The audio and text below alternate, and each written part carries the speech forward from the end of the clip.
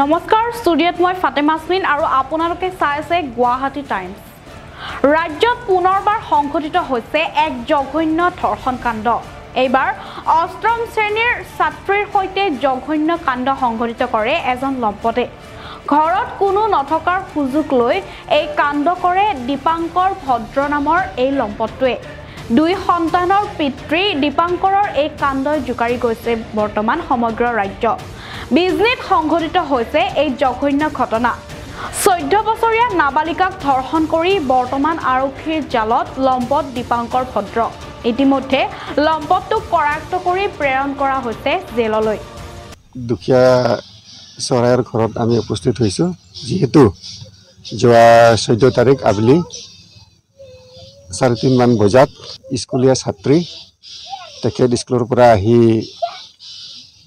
ঘৰত কিতাপ পঢ়ি থকাৰ সময়ত একে গাঁৱৰে ওচৰৰে দীপাংকৰ ভদ্ৰ নামৰ যুৱকজনে আহি নাবালিকাৰ ওপৰত অকথ্য কথা বাক্যবান কৰি তেখেতৰ ওপৰত গাত হাত দিয়ে, অপদস্থ কৰে আৰু ঘৰৰ ওচৰৰ বা ঘৰৰ আই দেউতাসকল নাথাকাত সেই সুযোগতে এই ল'ৰাজনে এইখিনি কুকৰ্ম কৰিবলৈ আগবাঢ়ি আহিছিল আৰু তেখেতক পলাতক অৱস্থাত আছিল, কিন্তু প্ৰশাসনৰ সহযোগত তেখেতক দুদিনমানৰ পিছত কৰায়ত্ব কৰি শাস্তিৰ কাৰণে আশা কৰিছে ঘৰৰ পৰিয়ালে।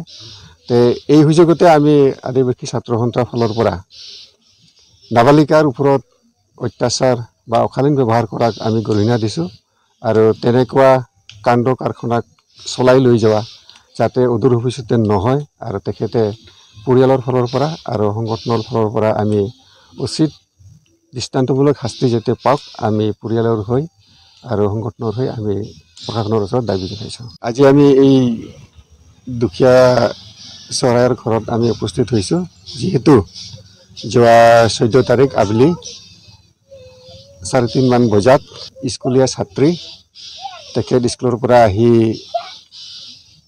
ঘৰত কিতাপ পঢ়ি থকাৰ সময়ত একে গাঁৱৰে ওচৰৰে দীপাংকৰ ভদ্ৰ নামৰ যুৱকজনে আহি নাবালিকাৰ ওপৰত অকথ্য কথা বাক্যবান কৰি তেখেতৰ ওপৰত গাত হাত দিয়ে, অপদস্থ কৰে আৰু ঘৰৰ ওচৰৰ বা ঘৰৰ আই দেউতাসকল নাথাকাত সেই সুযোগতে এই ল'ৰাজনে এইখিনি কুকৰ্ম কৰিবলৈ আগবাঢ়ি আহিছিল আৰু তেখেতক পলাতক অৱস্থাত আছিল, কিন্তু